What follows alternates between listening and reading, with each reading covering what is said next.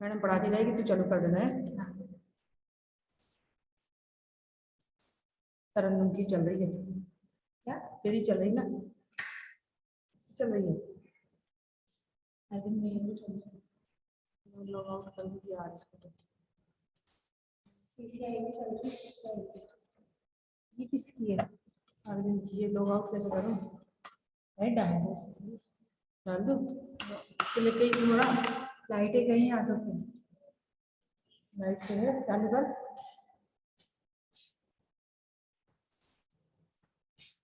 हो सकता है कि सही है, लॉग कर देना सही है।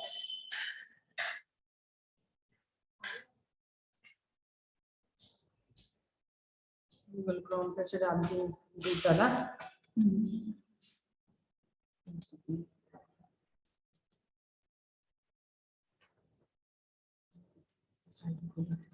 मैडम ये क्या है, मैं तो भूल ही जाती हूँ। कौन के मैडम के मैडम तो मैम लाइट चली गई।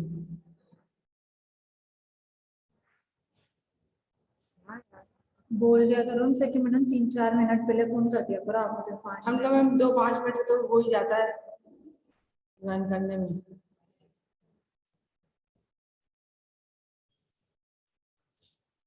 ये काम करो, एक अलार्म लगा लो मोबाइल में। सीसीआई का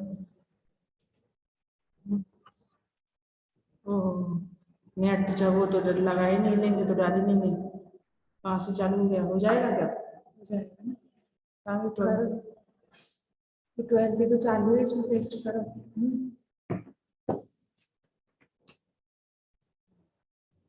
क्या हो गया? गजब। तो पेस्ट किया हुआ था ना आपने, कॉपी।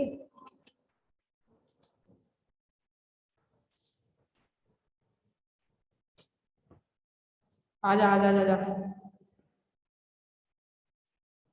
मैं तो ये कह रही थी लाइट चली गई।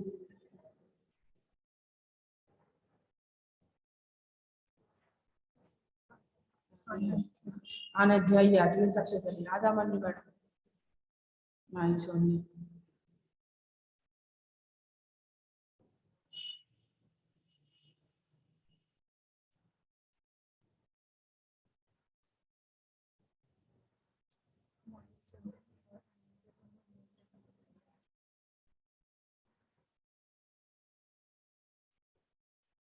मैडम जी बच्चों को बताइए ना, क्लास कर रहे हैं हम की लाइट चली गई।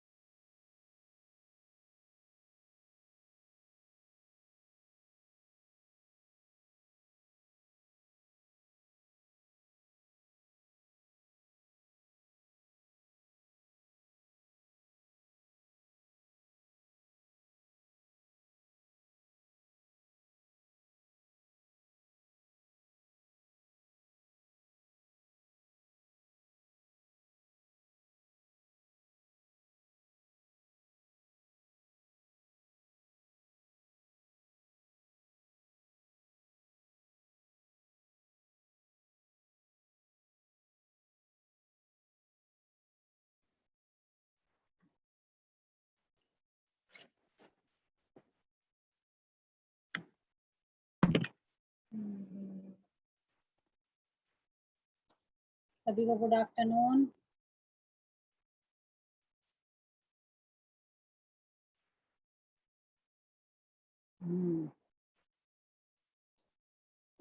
हम थे कैमरे में बंद अपाइज, ये वाली कविता चल रही थी ना हमारी, कैमरे में बंद अपाइज। इसका लास्ट वाला पैराग्राफ था।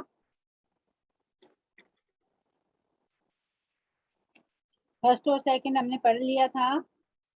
थर्ड वाला देखो। सभी को गुड आफ्टरनून। फिर हम पर्दे पर दिखाएंगे फूली हुई आंख की एक बड़ी तस्वीर, बहुत बड़ी तस्वीर, और उसके होठों पर एक कसमसाहट होगी, कसमाहट आएगा यहाँ पर, कसमाहट होगी। आशा आप है उसे उसकी अपंगता की पीड़ा मानेंगे। एक और कोशिश करेंगे। दर्शक धीरज रखिए, देखिए हमें दोनों एक संग रुलाने हैं। कौन कह रहा है ये? संवाददाता या संपादक या दूरदर्शन का उद्घोषक। ठीक है, वो क्या कहता है कि हम अभी पर्दे पर दिखाएंगे, हम उससे पूछेंगे और आप इसका इंतजार करिए और आप यहीं पर ही बने रहिए। दर्शकों को कह रहा है यहाँ पर। आगे कहता है, दर्शक धीरज रखिए, देखिए हम दोनों एक संग रुलाने हैं। आप और मैं दोनों। कौन? कि आप उसकी पीड़ा को देखकर, उस अपाहिज की पीड़ा को देखकर आप भी रोने लगोगे। आप और मैं दोनों। कैमरा बस करो, नहीं हुआ रहने दो, पर्दे पर वक्त की कीमत है। अब मुस्कुराएंगे हम, और आप देख रहे हैं सामाजिक उद्देश्य से युक्त कार्यक्रम। बस थोड़ी सी कसर रह गई है और धन्यवाद। तो इसमें क्या कहा है थर्ड वाले में? प्रसंग देखो, प्रसंग हमें वही करना है। प्रस्तुत काव्यांश हमारी पाठ्य पुस्तक में संकलित कवि रघुवीर साय की कविता कैमरे में बंद अपाहिज से लिया गया है। इस अंश में कवि ने दूरदर्शन कर्मियों की संवेदनहीन कार्यशैली पर प्रकाश डाला गया। प्रसंग आपको एक ही लिखना है, तीनों में एक ही प्रसंग है। क्या है? कि जो दूरदर्शन कर्मी हैं, कार्य करने वाले हैं, ठीक है, उनमें संवेदनहीनता है, मतलब उनमें संवेदना नहीं है, लोगों के प्रति भावना नहीं है। उस कार्यशैली पर प्रकाश डाला गया है। तो सबसे पहले कहा है, फिर हम पर्दे पर दिखाएंगे फूली हुई आंख की एक बड़ी तस्वीर। दर्शकों को प्रभावित करने के लिए, किसको? दर्शकों को प्रभावित करने के लिए मीडिया कर्मी अपाहिज व्यक्ति की सूजी हुई आंखों को कैमरे से बड़ा करके दिखाएगा। किसको आकर्षित करने के लिए? हम सब क्या हैं? दर्शक हैं। तो दर्शकों को आकर्षित करने के लिए, दर्शकों को आकर्षित करने के लिए पर्दे पर, फिर हम पर्दे पर किसकी फूली हुई आंखें, मतलब सूजी हुई आंखें, किसकी? अपाहिज व्यक्ति की सूजी हुई आंखें को कैमरे से बड़ा करके दिखाएगा। उसके होठों पर एक प्रकार की बेचैनी, मतलब उसके होठों पर जो दुख और पीड़ा है, ठीक है, वो भी दिखाएगा। उसको आशा है, किसको आशा है? संपादक को, उद्घोषक को। उसको आशा है कि दर्शक इन सबको विकलांगता से उत्पन्न उसकी पीड़ा मान लेंगे। मतलब उसकी सूजी हुई आंखें दिखाएंगे और उसके होठों पर जो बेचैनी है, मतलब जो दुख और पीड़ा है, ठीक है, कहते हैं इन सबको, जो दर्शक है, देखने वाले जो दर्शक हैं, वो इन सबको विकलांग व्यक्ति की पीड़ा मानेंगे कि भाई वो विकलांग है और उसी के कारण वो दुखी है। ठीक है, तभी कार्यक्रम संचालक दर्शकों को कुछ समय तक धैर्यपूर्वक टीवी देखने को कहता है। तभी जो कार्यक्रम संचालक है वो दर्शकों को क्या कहता है कि आप अभी तक बने रहिए, ठीक है, धैर्यपूर्वक टीवी देखने को कहता है। और उसको विश्वास है कि उसके प्रयत्नों से दर्शक और विकलांग दोनों एक साथ रोने लगेंगे। उसे क्या विश्वास है कि अपाहिज की पीड़ा को देखकर दर्शक और जो अपाहिज व्यक्ति है दोनों एक साथ रोने लगेंगे। अब यदि वो दोनों एक साथ रोते हैं तो उनका कार्यक्रम क्या हो जाएगा? उनके कार्यक्रम में प्रसिद्धि हो जाएगी, ठीक है, फेमस हो जाएगा। दोनों एक साथ रोने लगेंगे। अपने प्रयास को सफल न होते देखकर कैमरामैन को कैमरा चलाने से रोक देता है।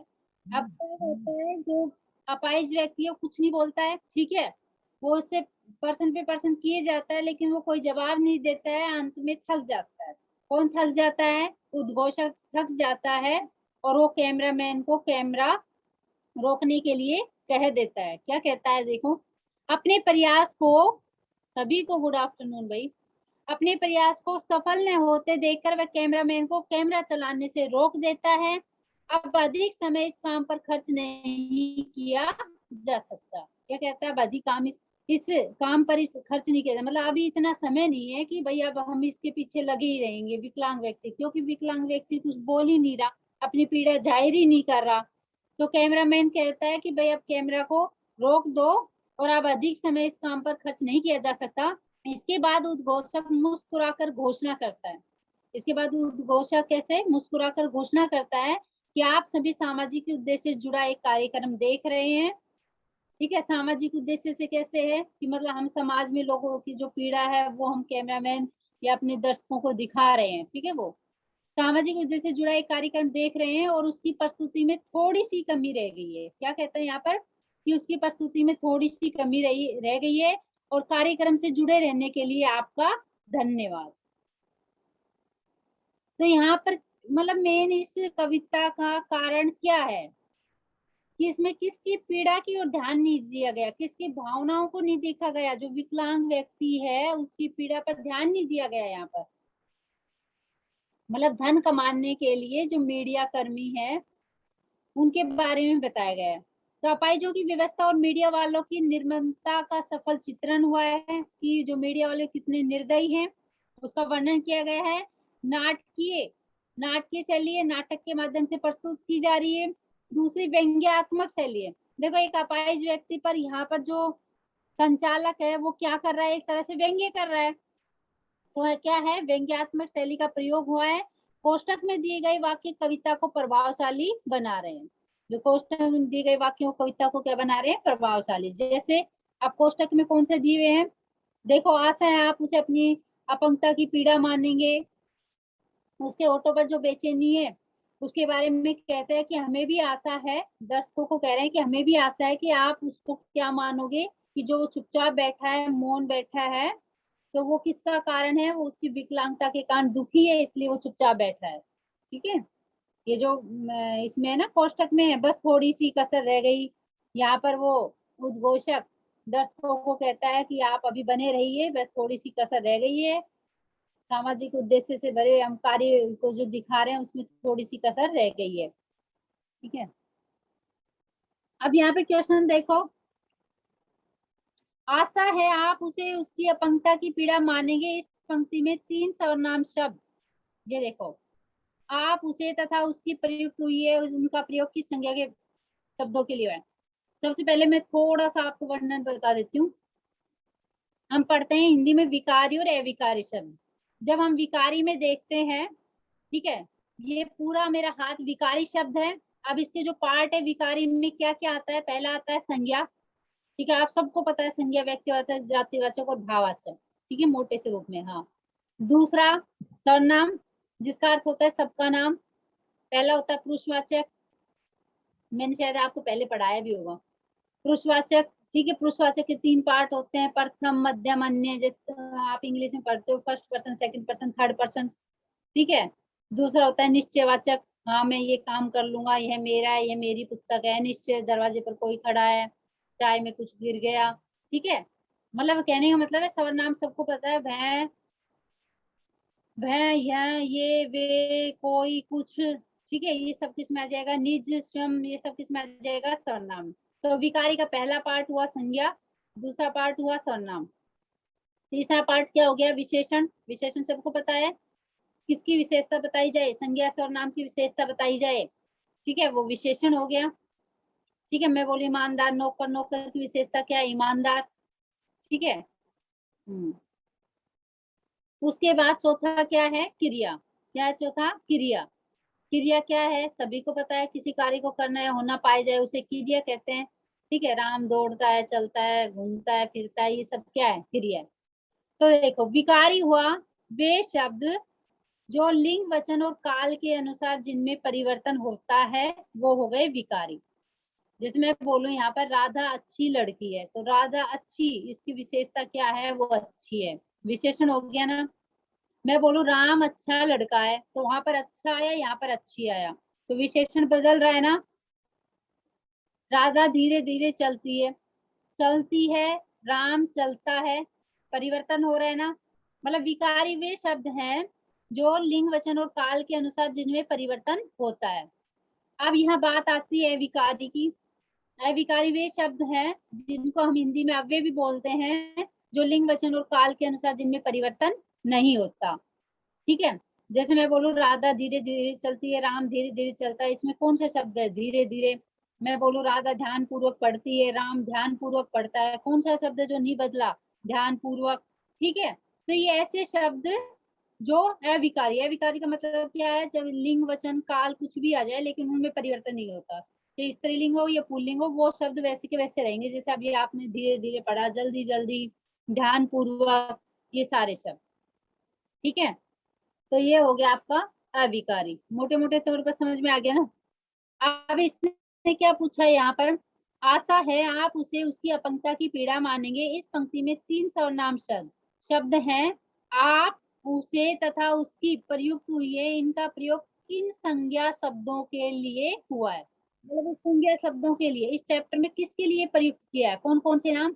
आप, उसे तथा उसकी। आप, उसे तथा उसकी। आपका प्रयोग तो दूरदर्शन के दर्शकों के लिए कि आप बने रहिए, वो बोलता है ना वहाँ पर कि आप अभी बने रहिए, दर्शकों को कहता है आप अभी बने रहिए, हम उसकी पीड़ा को दिखाएंगे, विकलांग व्यक्ति की पीड़ा को दिखाएंगे। तो आप तो किसके लिए है? दर्शकों के लिए। दर्शक कौन हो गए? हम सब देखने वाले। उसे का प्रयोग है पर्दे पर प्रदर्शित सूजी आंख की बड़ी तस्वीर। तो आप उसे, उसे का मतलब समझ गए? उसे कौन? वो अपाहिज व्यक्ति। और उसकी का प्रयोग है अपाहिज व्यक्ति के लिए। प्रदर्शित हो गया उसे सूजी आंख की बड़ी तस्वीर और होठों की कसमाहट के लिए, और उसकी क्या हो गया? उसकी अपाहिज व्यक्ति के लिए हुआ है। ठीक है ना। आप, उसे और उसकी। आप तो दर्शकों के लिए, उसे जो उसकी पीड़ा है, कौन सी पीड़ा? सूजी हुई आंखें और होठों पर जो बेचैनी है वो उसे। और उसकी, उसकी अपाहिज व्यक्ति हो गया। उद्घोषक दर्शकों से क्यों कहता है धीरज रखिए? कहता है ना, उद्घोषक दर्शकों से क्यों कहता है कि धीरज रखिए? क्योंकि वो अपाहिज व्यक्ति का दुख प्रकट नहीं करवा सकता। ठीक है, यहाँ पर वो बहुत कोशिश कर रहा है कि वो अपाहिज व्यक्ति कुछ मुंह से बोले, उसे लगता है कि अभी जरूर बोलेगा। ठीक है, तो यहाँ पर कार्यक्रम संचालक अपाहिज व्यक्ति ने उसका दुख प्रकट नहीं करवा सका, वह उसको रुला भी नहीं सका, और दर्शकों के मन में भी करुणा उत्पन्न नहीं हुई। तो दर्शक उद्विग्न हो गए, मतलब अब दर्शक क्या है? उसको देखना नहीं चाह रहे। अतः वह उनको कुछ समय और धैर्यपूर्वक प्रतीक्षा करने के लिए कहता है। तो कुछ समय और दर्शकों को देखने के लिए कहता है कि आप धीरज रखिए। मतलब वो उसको रुलाना चाहता है कि अपाहिज व्यक्ति कुछ बोले, अपनी पीड़ा के बारे में बताए, लेकिन अपाहिज व्यक्ति कुछ नहीं बोलता है, तो दर्शक भी उसे नहीं देखना चाहते हैं। तो यहाँ पर वो दर्शकों को रोकने के लिए इन शब्दों का प्रयोग करता है। अगला देखो, उद्घोषक कार्यक्रम के अंत में मुस्कुराता क्यों है? उद्घोषक कार्यक्रम के अंत में मुस्कुराता क्यों है? कार्यक्रम का एक अंग है मुस्कुराकर वह अपनी असफलता की छेप को छिपाना चाहता है, क्योंकि यहाँ पर उसका कार्यक्रम सफल नहीं हुआ, क्योंकि अपाहिज व्यक्ति ने अपनी पीड़ा का व्याख्यान नहीं किया, तो वो मुस्कुराकर अपनी असफलता को छिपाना चाहता है। संचालक मुस्कुराकर अपनी पीड़ा को छिपाना चाहता है। इसके अतिरिक्त उसका मुस्कुराना यह भी बताता है कि उसको विकलांग की पीड़ा से कोई सहानुभूति नहीं है। क्या बताता है? कि उसको विकलांग की पीड़ा से कोई सहानुभूति नहीं। अब दूसरे अर्थ में, हम दूसरे अर्थ में उसके मुस्कुराने का अर्थ क्या समझे? कि उसको उस विकलांग व्यक्ति की सहानुभूति से कोई मतलब नहीं है, कोई दया धर्म का भाव नहीं है उसके मन में। केवल कार्यक्रम को प्रदर्शित करने की रुचि है, केवल वो अपने कार्यक्रम का प्रदर्शन करना चाहता है, धन कमाना चाहता है उसको। अगला है, इस कविता का उद्देश्य क्या है? ये है इंपॉर्टेंट क्वेश्चन। इस कविता का उद्देश्य क्या है? इस कविता का उद्देश्य दर्शकों को यह बताना है कि दूरदर्शन कर्मियों का मूल उद्देश्य अपने कार्यक्रम की लोकप्रियता को बढ़ाना होता है। क्या करते हैं वो? अपने कार्यक्रम की लोकप्रियता को बढ़ाना होता है। समाज के दुर्बल, विकलांग और शोषित लोगों के प्रति उनकी सहानुभूति केवल दिखावटी होती है। क्या होता है? एक तरह से दिखावा होता है। ये लोग मनुष्य की पीड़ा को भी कमाई का साधन बना लेते हैं। जैसे इसमें बना रखा है ना, अपाहिज व्यक्ति के जो दुख दर्द है उसको भी कमाई का साधन ही बना रखा है। फिर आ गया इस काव्यांश में शिल्प प्लस सौंदर्य को स्पष्ट कीजिए। जो हम पीछे पढ़ते हैं, भाषा सरल सुबोध है, प्रस्तुत भाव विषय के अनुकूल है। इस कविता को मुक्त छंद में लिखा गया है। इसमें लय तो है परंतु तुक नहीं है। तुक समझ गए ना? पंक्तियां भी छोटी बड़ी है। वार्तालाप में नाटकीय और व्यंग्यात्मक शैली का प्रयोग किया गया है। देखो पंक्तियां तो छोटी है। हमने जब इससे का राइटर पढ़ा था इसी कविता का, तो उसमें भी क्या दे रखा था कि उन्होंने छोटे छोटे शब्दों का, छोटी छोटी पंक्तियों का प्रयोग किया है। और हमने अब कैमरे में बंद अपाइज में भी देखा, जो लाइनें हैं वो बिल्कुल ही दो दो शब्दों की है। ठीक है। और वार्तालाप में क्या है, नाटकीय शैली के माध्यम से दिखाया गया है। व्यंग्यात्मक शैली है, व्यंग्य किया गया, अपाहिज व्यक्ति पर व्यंग्य ही कर रहे हो। इस काव्यांश में भाव पक्षी सौंदर्य पर टिप्पणी कीजिए। भाव पक्ष समझ में आ गया ना? भाव से भावार्थ।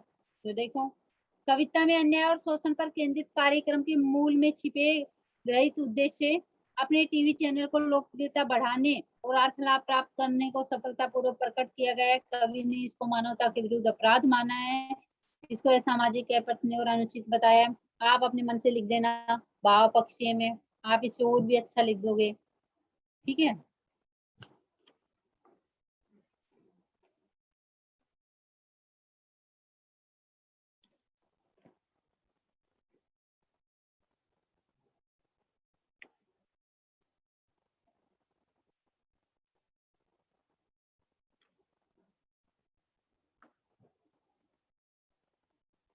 क्वेश्चन नंबर 2 देखो पाठ्य पुस्तक का। कैमरे में बंद अपाहिज करुणा के मुखौटों में छुपी क्रूरता की कविता विचार कीजिए। अब ये क्वेश्चन है 4 तरीके से आया, बात एक ही करनी है इसमें। देखो, दूसरा क्वेश्चन है संवेदनहीनता प्रकट कीजिए।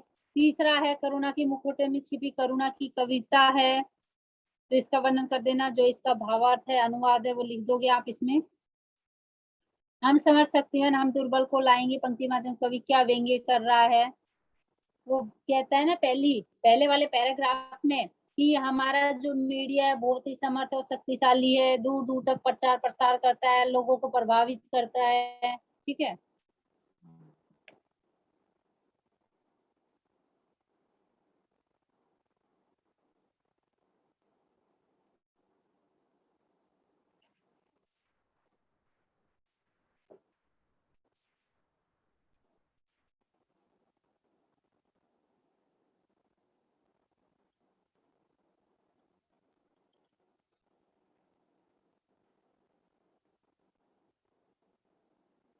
ये जो छोटे वाले क्वेश्चन है ना, ये जरूर पढ़ा करो। जो छोटे छोटे हैं ये क्वेश्चन जरूर पढ़ना। जैसे इसमें आप देख रहे हैं उद्देश्य से युक्त कार्यक्रम, आप देख रहे हैं सामाजिक उद्देश्य से युक्त कार्यक्रम। इसलिए मैं कहती हूँ अब की बार जो पैटर्न आएगा वो बिल्कुल चेंज आएगा हिंदी का। ऐसे दे देंगे आपको, मतलब कविता की लाइनें भी याद होनी चाहिए, इसलिए ध्यान से पढ़ा करो उन लाइनों को। अब इसमें दे दिया ना, बीच में रिक्त स्थान दे दिया। आप देख रहे हैं, आप देख रहे थे, ब्लैंक उद्देश्य से युक्त कार्यक्रम, तो इसमें क्या आएगा? सामाजिक।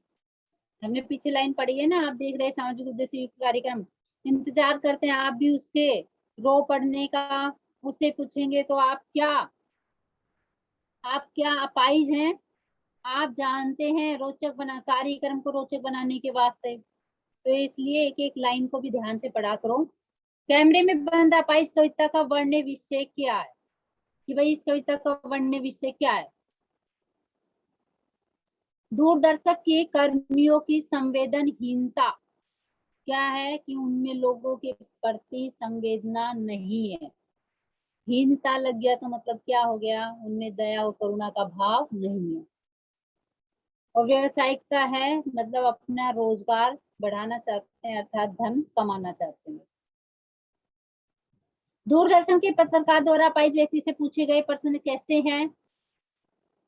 जो पत्रकार पूछ रहा है वो क्वेश्चन कैसे हैं? तो वो क्या है बताओ? अपमानजनक क्वेश्चन है ना वो, जब उसको पता है अपाइज व्यक्ति बार बार पूछता है क्या आप अपाइज हैं, क्या आप अपाइज हैं, तो क्या है ये उसका अपमान ही तो कर रहा है। पर्दे पर वक्त की कीमत है कहने का क्या आशय है? पर्दे पर वक्त की कीमत है कहने का आशय बताना है कि दूरदर्शन के पर्दे पर उन कार्यक्रमों को ही प्रस्तुत किया जाता है जो प्रस्तुति में लगे समय के बदले अनेक गुना पैसा उनको दिला सके। लेकिन यहाँ पर तो उनका क्या हुआ, काफी समय भी लगाया लेकिन वो अपने कार्यक्रम में सफल नहीं हुए। क्यों नहीं हुए? क्योंकि जो अपाहिज व्यक्ति था वो कुछ बोला ही नहीं, उसने अपने दुख का वर्णन ही नहीं किया। जिन कार्यक्रमों से दूरदर्शन को आर्थिक लाभ नहीं मिलता उनको पेश करके वे अपना समय बर्बाद है नहीं करते।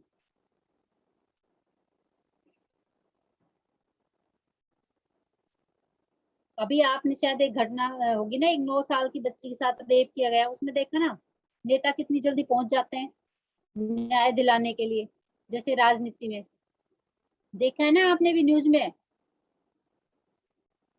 चलो आगे चलते हैं। पर्दे पर वक्त की कीमत है कहने का क्या आशय, ये हो गया था हमारा। कैमरा बंद करो नहीं हुआ रहने दो का क्या आशय है? ठीक है, कैमरा बंद करो नहीं हुआ रहने दो का क्या आशय है? बहुत प्रश्न पूछने में प्रयास करने पर विकलांग व्यक्ति रोता नहीं तो दूरदर्शन का कार्यक्रम संचालक कैमरा बंद करा देता है। बंद करा देता आशय है कि उनकी रुचि विकलांग की पीड़ा में नहीं, कार्यक्रम के दूरदर्शन से प्राप्त धन में। उनकी रुचि किस में है? कार्यक्रम से प्राप्त जो धन है उसमें है।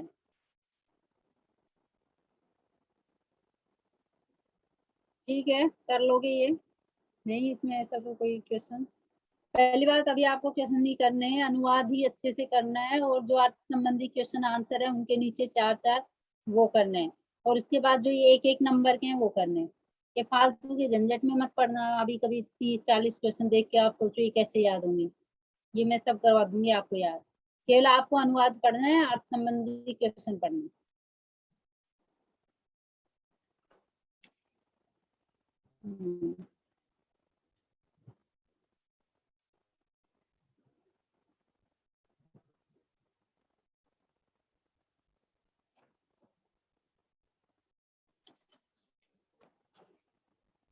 हम एक बार अपने सिलेबस पे थोड़ी सी नजर मार लेते हैं एक बार।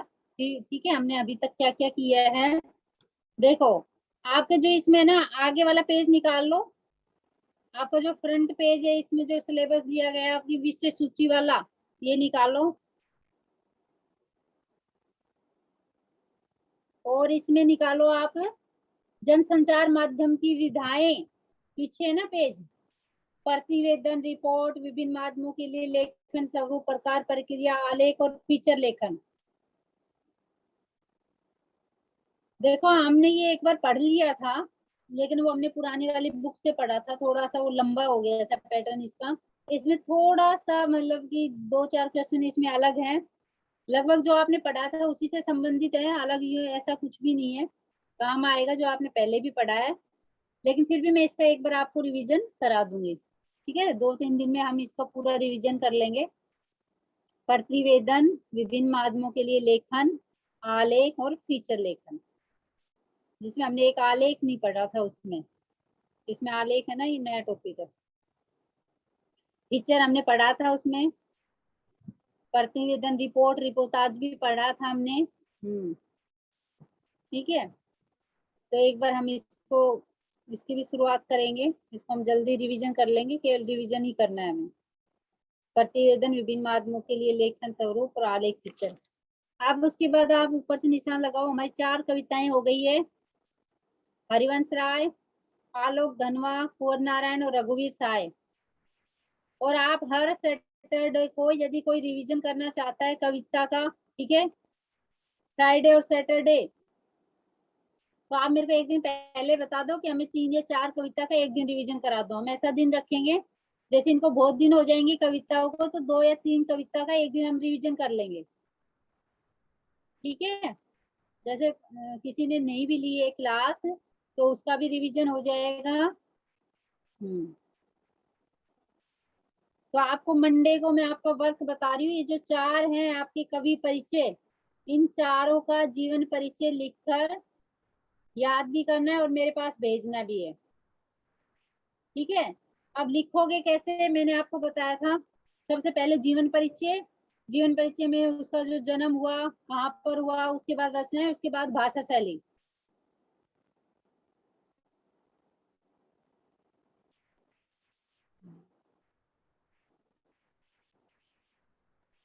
अरे अभी बुक नहीं है तो कब लाएगा ये बता। आप बोलते हो मेरे पास बुक नहीं है, बुक नहीं है, बेटा तो कब लाओगी, लानी है आपको बुक, आप 12th क्लास में तो आपको पढ़ना तो है ना, तो इससे अच्छा आप पहले ही ले आओ। ये आपके बहाने है कि आपको बुक नहीं मिल रही, सब जगह बुक आ रही है।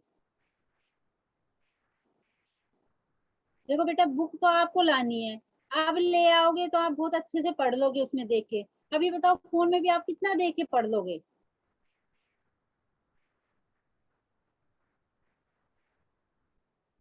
भाषा शैली की, भाषा शैली के आप पॉइंट मत डालना, उसमें आप है ना 4 लाइनें लिख देना, जैसे आप विशेष में पॉइंट डालते ना, ऐसे नहीं लिखना, सीधा भाषा शैली लिख के आप लिख दोगे।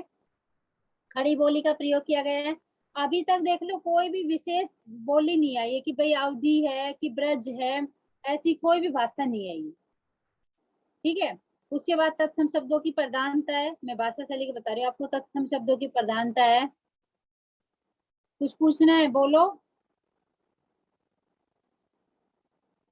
अनिता बोलो क्या पूछना है।